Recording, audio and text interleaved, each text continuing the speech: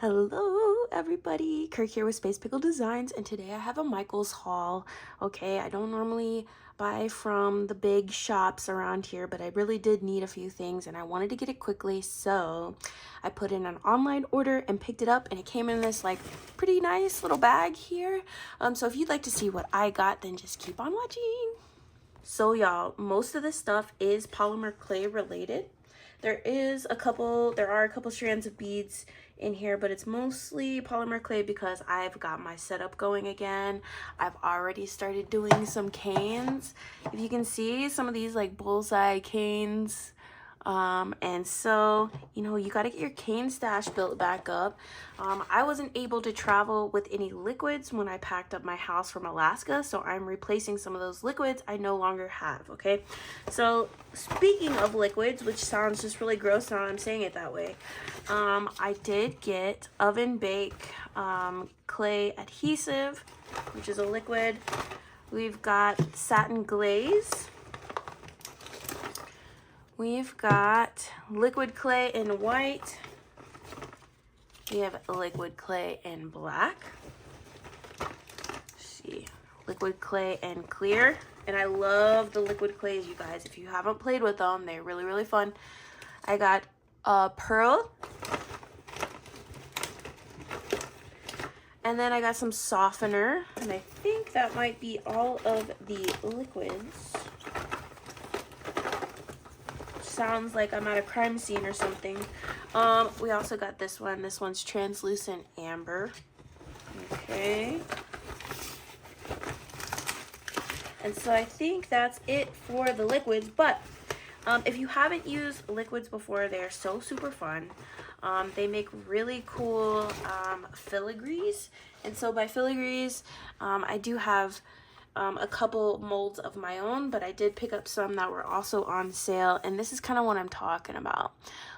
So you essentially pour the liquid clay on top of this, and then you scrape it down with a little scraper. Normally they come with one. I think this one's underneath. You scrape it down with a scraper, you bake it as normal, and if you can see here the design, so you can cut a bunch of these out, and you can actually use this as an impression on other polymer clay pieces. So let me see if I can find an example of that. So I was able to find a couple examples, and I'll zoom you in a little bit, but these are all the same thing. I just used scrap clay, and I used a filigree that I made from one of these molds, so a round one. I pressed it into the clay, and then I pulled it off before I baked it. What I did then was put some color shift powder on top before I baked it, excuse me. And then I put this resin coating on top so it looks like really in-depth, and it's a very like cool piece in person. The lights are doing okay, but there's really just a depth and dimension that you kind of can't capture on screen. And so, I just like having those around. These are ones that I bead embroider around, and so I have a couple of necklaces like this floating around out there in the universe if they haven't been destroyed. And so yeah, it's a really fun little process, and it's super easy to do. You don't have to be intimidated by doing caning or anything like that. It's really just molds and baking and using your color shift powders. So I got this one. Let's see what else we can find. So one snuck by me there. I did get some primary colors of these liquid clays, and I'm wondering how opaque they are. I'll be very interested to see how that works. And so I got a 3-pack here. And again, it's actually showing that mold that I used. And that's like, I think it's the exact one that I had used. And so I still have that in my stash. But another thing you can use with the liquid clay are these little molds here, and these are more like pendants. And so they have one with some faceting. You also have a donut, you have a teardrop, and so I thought this would just be a cool little thing to try out. It may not be something that essentially sticks, so to speak, but I thought it would be fun. Another cool little thing that I got was this oven safe silicone mold, again, to use with our liquid clay. And I'll just pull this one out so we can kind of get a look at it. And so here's what it is. definitely stands upright, and there's different molds here. As you can see, there's like a little pendant like this, which looks pretty cool. We've got a little half moon shape. So we got this one right here. We've got a few little sticks kind of thing, and they look to be the same, so you can make 2 at a time, as well as the little blocks and these little rectangles down here. So those look to be different from each other. So those would be, I guess, what they want to have as pendants, and they are pretty thick, so we'll see. But I think this should be really fun to do as well, especially if you want to do some mix-ins like glitter. We'll have to see how that works out. We do bake at a pretty low temperature, so you know, some glitters work, some don't, so we'll just have to see what's up. So I got some of these push molds as well, and I really liked these flower ones. I wanted 2 of these, but they only had 1 because I wanted to make a few at a time. And so by push mold, essentially what you do is you take a ball of clay and then you just push it in. At least that's how I've done it. You can cut the edge off, bake it in the silicone, or you can pull it out. So it's either way. I do have some aqua. These were actually on sale, so these like aqua sea kind of sea life push molds or whatever. I was like, okay, I'll try it. It's just a couple dollars. And I have these nice little flowers as well. Those roses are going to be super beautiful on a pendant if we choose to make those. I think that's like a chrysanthemum. We've got a few things to work with here. And then again, the little teeny ones. So these would be better suited for like earrings or pieces that you want to do a lot of. So I'm excited to use those. I also got some cutters, and you have to have cutters. You don't have to, but it makes life a lot easier, especially if you want to do a lot of replication.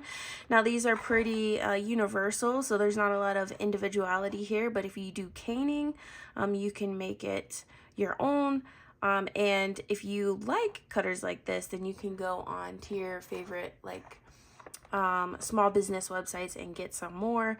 There's a lot of people out there that 3D print cutters like this, and so I'm actually looking into maybe in the future getting a 3D printer in order to make some of these cutters. So I'll open this box here just so you can see the size of our cutters, and so you get 1 of each, and this is the size. And so the cutters look bigger than what it's actually going to turn out to be a little bit. It's a little deceiving, but here they are. And as you can see, some of these are not fully towards the edge, and that's because it just makes an indent and doesn't go all the way through. And so I'm not even sure what to call this shape. It's like a cloud horseshoe. I don't know. But we can do something with it. And then we've got some monstera leaves over here, some little motifs that kind of remind me of Art Nouveau a little bit. And so just easy to throw into your clay box for use later. Okay, so I did see this tool. I hadn't seen it before, especially not the last time that I was at Michael's. And so this is a clay roller for use for texture. So we've got like a vine, we've got like looks like a tire to me, but I don't know, maybe it could look like stitches depending on how you kind of do it. Then we've got some leaves, and then we've got circles. I'm actually really excited to use this circle one, because if you can see here, it's not pushing circles down into the clay, it's actually pushing circles up. I don't know how to explain that, but basically you would have a bumpy texture if you rolled this onto it. So I'm actually pretty excited to use that. I'll probably play around with that tonight after I get off camera. All right, so I really don't need clay whatsoever, but whenever I have that 30-40% off all regular purchases, I normally pick up a few that I think maybe I am lacking in. And there was this one that I hadn't seen before, and this was turquoise granite, I believe. Yeah, so there's like some texture in there, if you can see that. So I thought I'd pick that one up. I picked up a couple extra of these colors for a special project that I'm going to work on, but wasabi, I believe, is what this one is. It's one of my favorite polymer clay colors, and I'm always using it. And so I haven't doesn't look like I've bought clay in a hot minute, because I don't remember these packages. That's not to say that they don't have, I mean, I didn't have some, but this is what I remember of polymer clay, right? And it's kind of this pack here. So I like souffle as well, especially for earrings. I like how fluffy it is. And so I have a bunch of clay here, y'all. This Sculpey 3 I only got because of the color. I do mix it with Primo because I just don't like how brittle it is. But it definitely does have a really nice color. And you can also use Sculpey 3 to make designs on top of Primo or souffle. So there's uses for it. And I also have some Kato as well, and it's just a little bit harder, but I've been watching Donna Kato and I am looking into getting a little bit more into her stuff. She has like a conditioning bar that you can use for clay, which is pretty exciting. But as you can see over here, you guys, I love my lime greens and my bright yellows and my green, you know, all the bright colors. And so I probably, did I need that other color? Absolutely not. So this is pistachio, this is like fluorescent yellow. And so this is just one box of my clay. And it's good to see old friends, y'all. Look, I'm excited. These little accent ones too, these are really cool. I don't have any scrap clay right now. So that's really, if you know anything about polymer clay, you know that scrap clay is so important. Otherwise, you are seriously just using really nice colors as inside of your beads. And so I need to get working with some more cane so that I can create more scrap. But that's a long time coming. I still do have some of these sample bars from when I did buy my initial sample set. I was immediately pretty much hooked. And so here we got some, I think this is translucent as well. So we got a lot to work with. This clay right here, it's Super Sculpey Living Doll. This is what I use to create my Air Force Art Contest dragon and the eyeballs that are up on my Etsy site. And it is a very like fleshy, translucent, like Caucasian skin tone. And so yeah, it really does look kind of strange when you bake it. You're like, what is this? And then we have one of my favorites, also the opal. Okay, so I know I got distracted showing you the clays, but they're just so fun. They're so pretty. And so I'm gonna go ahead and add these to the box. I always like getting these bulk ones in the white and the black because you just go through them so quick. Last but not least, I did get some beads. You know, I can't help it. I saw some of these little lava electroplated stars. And I was just like, I have to have one strand of these. Were these overpriced? Absolutely. Yes, they were. But we're here. And that goes along the same line as these. These were overpriced too. They're already a little tarnished, but I'm thinking about putting different colors of paint on them to kind of match this strand. Now, I really like this strand, but when I checked out, I think it was like $7 just for this one strand. So did I get took? I absolutely did. And then we have this strand, which I was so excited about. This one was expensive too. After the coupon, it was still $9. But I loved it so much. Unfortunately, it came with a broken bead. So I was supposed to get another one of these beads, which was just an amazing table cut bead. And it broke off. So again, did I make great decisions? I sure didn't. But we had fun and we made friends along the way, okay?